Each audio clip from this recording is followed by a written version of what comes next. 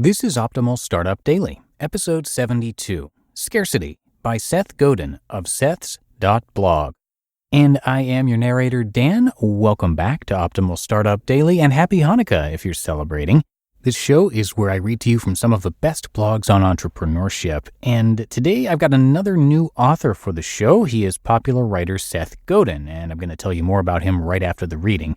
So for now, let's get right to our post as we start optimizing your life. Scarcity by Seth Godin of Seth's.blog. One day you may be lucky enough to have a scarcity problem, a product or a service or even a job that's in such high demand that people are clamoring for more than you can make. We can learn a lot about the abysmal performance of Apple this weekend. They took a hot product and totally botched the launch because of a misunderstanding of the benefits and uses of scarcity. First, understand that scarcity is a choice. If you raise your price, scarcity goes away. If your product is going to be scarce, it's either because you benefit from that or because your organization is forbidden to use price as a demand adjustment tool. I'm going to assume the former, but I riff a bit on the latter toward the end. Why be scarce? Scarcity creates fashion. People want something that others can't have. Lines create demand. People want something that others want. Scarcity also creates word of mouth because people talk about lines and shortages and hot products. And finally, scarcity drives your product to the true believers, the ones most likely to spread the word and ignite the idea virus. Because they expended effort to acquire your product or service, they're not only more likely to talk about it, but they've self-selected as the sort of person likely to talk about it. The danger is that you can kill long-term loyalty. You can annoy your best customers. You can spread negative word of mouth. You can train people to hate your scarcity strategy. And Apple did all four this weekend. Take a look at the guy in the photo in this post. That's the goal. He feels great.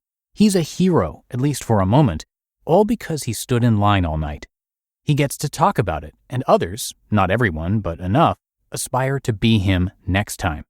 You reward the tribe and you build the tribe at the same time. The problem is that our knee-jerk way of dealing with scarcity is to treat everyone the same and to have people pay by spending time to indicate their desire. Waiting in line is a very old-school way of dealing with scarcity, and treating new customers like old customers, treating unknown customers the same as high-value customers is painful and unnecessary. Principle 1. Use the internet to form a queue. If you have a scarce product, you almost certainly know it's scarce in advance. Instead of taxing customers by wasting their time, reward the early shoppers by taking orders online. A month before sale date, for example, tell them it's coming. If you sell out before ship date, that's great, because next time people will be even quicker to order when they hear about what you've got. And you can do this in the real world too. Postcards with numbers or even playing cards work just fine. A hot band that regularly sells out on the road, for example, could put a VIP serial number inside every CD or t-shirt they sell. Use that to pre-order your ticks. Principle 2. Give the early adopters a reward. In the case of Apple, I would have made the first 100,000 phones a different color. Then, instead of the buyer being a hero for 10 seconds, he gets to be a hero for a year. Principle 3. Treat different customers differently. Apple, for example, knows how to contact every single existing customer. Why not offer VIP status to big spenders, or to those that make a lot of calls? Let them cut the line. It's not fair? What's fair mean? I can't think of anything more fair than treating the people who treat you well better. Principle 4. When things happen in real time, you're way more likely to screw up. One of the giant advantages of the net is that you can fix things before the whole world notices. Try to do your rollout in small sections so you can fix mistakes before you hurt the very people you're trying to embrace. Principle 5. Give your early adopters a forum to celebrate. A place to brag or demonstrate or show off or share insights and ideas. Amplify the heroes, which is far better than amplifying the pain of standing in line. Imagine what the Apple and AT&T stores would have been like this weekend if they were filled with happy customers who had prepaid, pre-registered, and were just dropping in for 3 minutes to pick up their very coveted phones, walking up the VIP line past all the others just waiting for a chance to buy one. Hot restaurants in New York violate all 5 of these principles on a regular basis. So do sports teams and stores that have lines out front in the middle of winter. What a waste. Even colleges do it.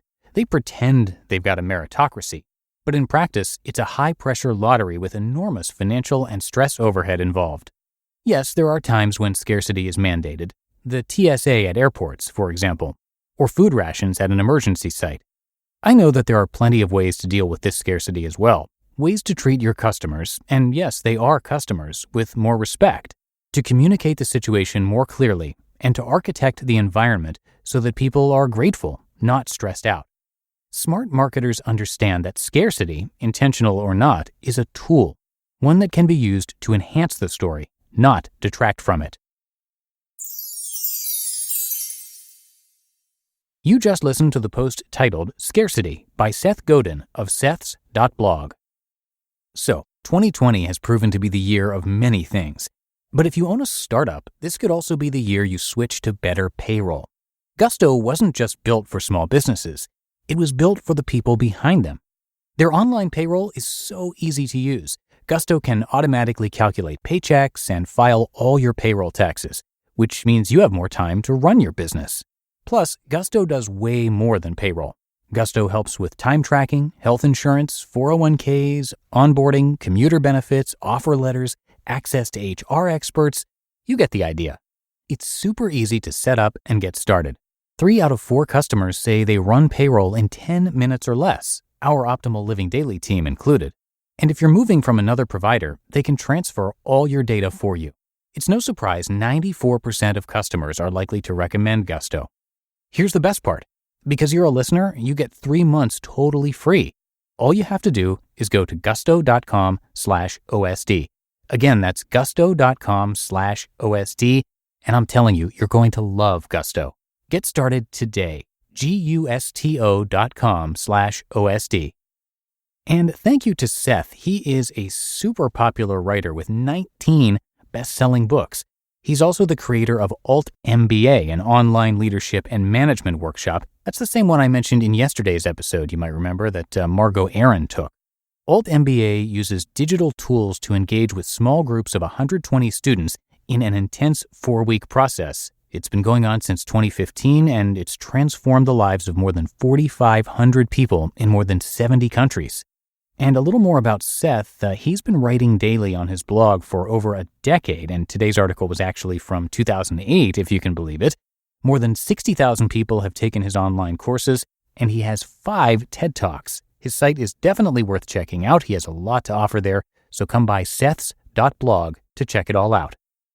All right, that does it for today here on Optimal Startup Daily. Thanks so much for being here, and have a happy Friday and start to your weekend. Also, a happy Hanukkah if you're celebrating. I will see you right back here tomorrow for the Saturday show, where your optimal life awaits.